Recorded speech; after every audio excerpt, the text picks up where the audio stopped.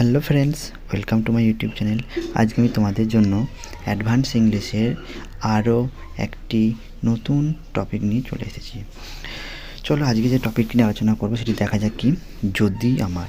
তার জন্য যে আমরা ইংলিশ সেন্টেন্সটি ইউজ করবো আই উইশ।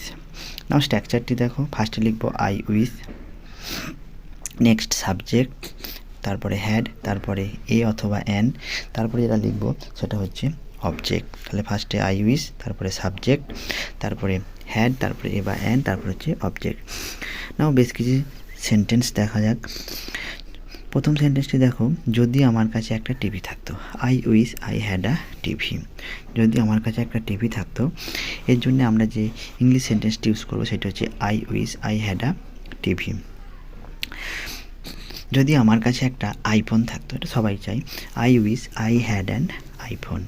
যদি আমার কাছে একটা আইফোন থাকতো, এটাকে ইংলিশে কেমনভাবে বলবো? I wish I had an iPhone. I wish I had an iPhone. যদি আমার কাছে একটা ল্যাপটপ থাকতো, I wish I had a laptop.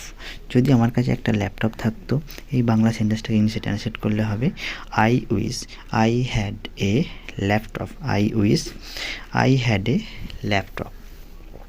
Next সেন্টেন্সটি দেখো কি আছে, যদি আমার কাছে একটা সরকারি চাকরি থাকতো। I wish I had a government job.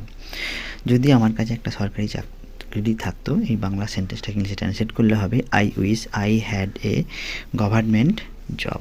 Friends, তোমাদের যদি ভিডিওটি ভালো লাগে তাহলে অবশ্যই ভিডিওটি লাইক করতে ভুলবে না এবং চ্যানেলটিকে সাবস্ক্রাইব করতে ভুলবে না। সবাইকে অসংখ্য ধন্যবাদ।